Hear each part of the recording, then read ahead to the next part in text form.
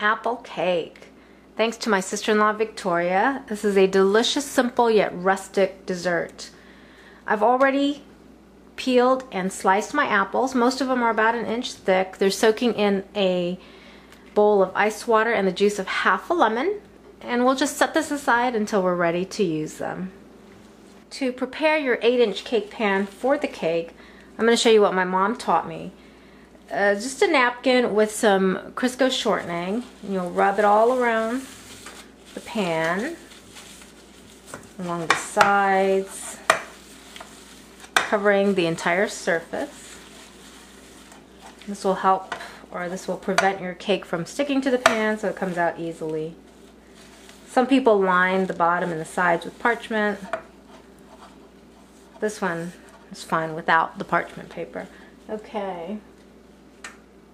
Sprinkle in a little bit of flour, all-purpose flour. And then you're just going to rotate this on the bottom and then on the sides. You can do this back into your container of flour or into another container. Empty it out. And there you go, a nicely coated pan. In the bowl I have 5 eggs. Add a ½ teaspoon of vanilla and ½ cup of sugar. Room temperature eggs. Beat this well.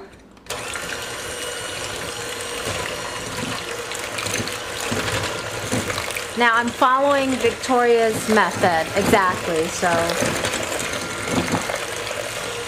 you might notice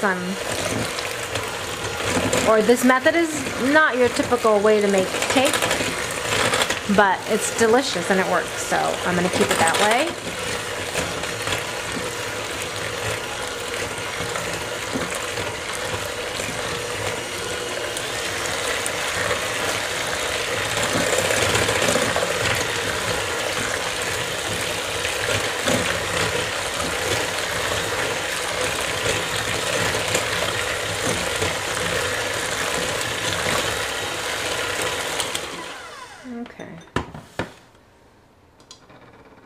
If you need butter to come to room temperature in a hurry, just slice it up into little chunks and it won't take long.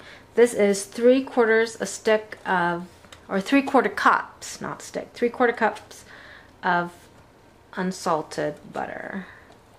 Normally you would cream your butter in sugar, right? Then add your eggs and such, but not for this cake, and it works, so why change it?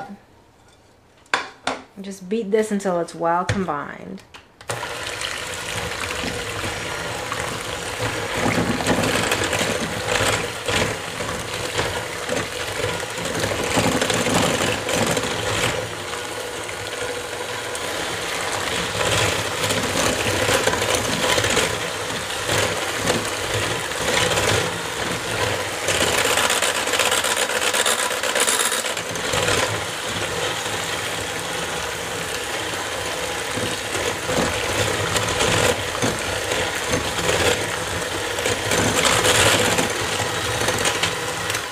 Okay, it's about 2 minutes there.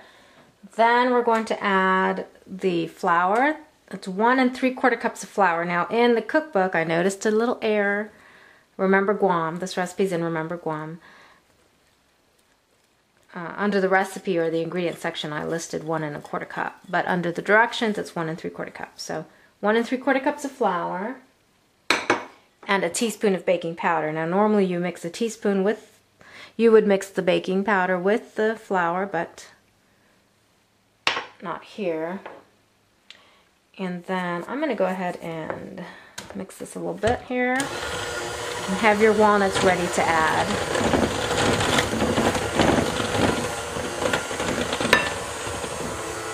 That was ½ cup of chopped walnuts. And I just chop them on a cutting board with the knife.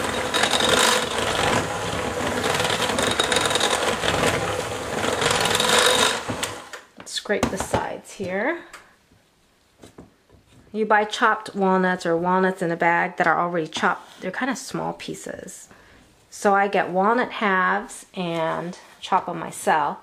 Then measure a half cup.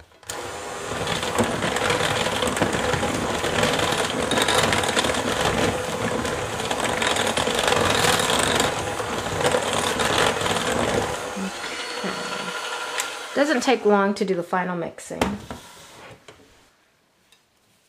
Pour half of your cake batter into the pan. Oh, I'm so excited to have this cake. Well, we won't eat it until tomorrow. All right. And spread it around.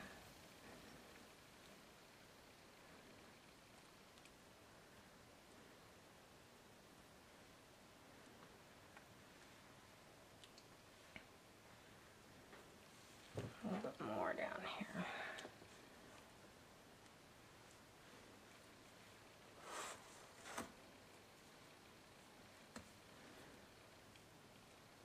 Oh, yummy. Well, I hope this pan is staying centered for you. Try not to turn it, but... Okay, then we're going to lay the apple slices down. So get them as close together as possible.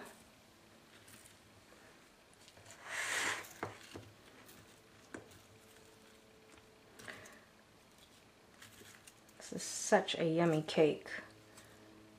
Oh, wrong way. If you have thin slices, just double it up. I find the thicker the apple, the more moist and delicious the cake. We'll save a few slices for the top as decor.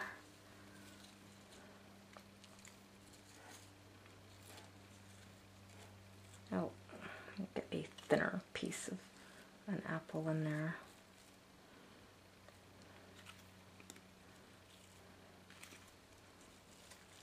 I cut 3 to 4 Fuji apples, so you can, you know, put a lot or as few as you want in there.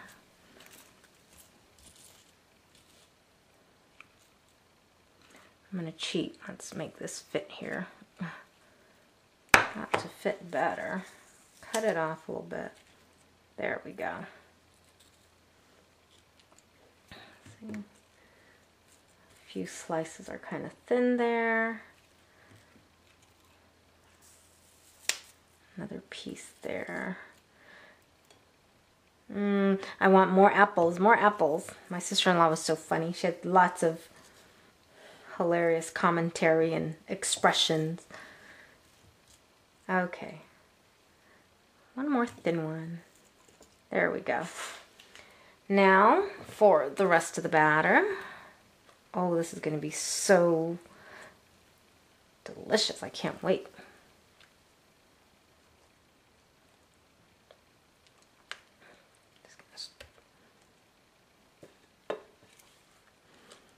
Add a few walnut pieces and apple slices to decorate the top. Clean my hands off a little bit. Okay. Just spread the batter all the way to the end, or the edge.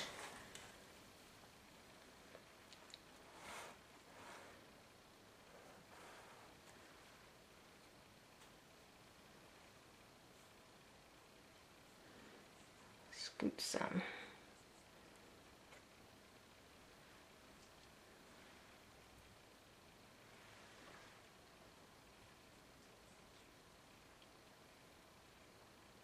Oh, yummy. This is not a very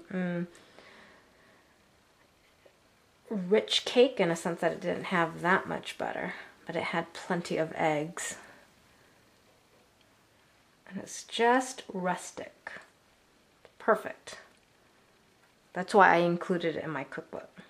Okay. And a couple slices on top.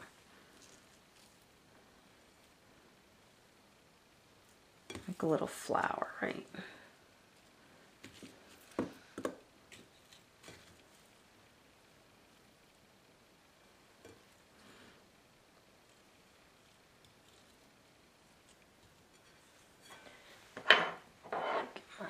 walnuts and put, instead of a walnut half, I just kind of went through my bag of walnuts and picked out bigger pieces. Put this one in the middle.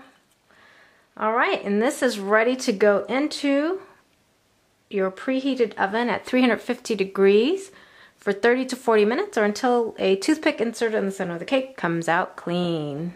Voila! Our apple cake is done. It's gorgeous, but it actually took about 65 minutes in my oven. Okay, we're gonna flip this over. It's a very hot cake pan. I let the cake rest in here for 10 minutes. Just onto one hand. Come on. I know this is a very dense cake, so I didn't have to use a plate. Let it just kind of rest there. And you can see, look at the moistness of the apples. Yummy.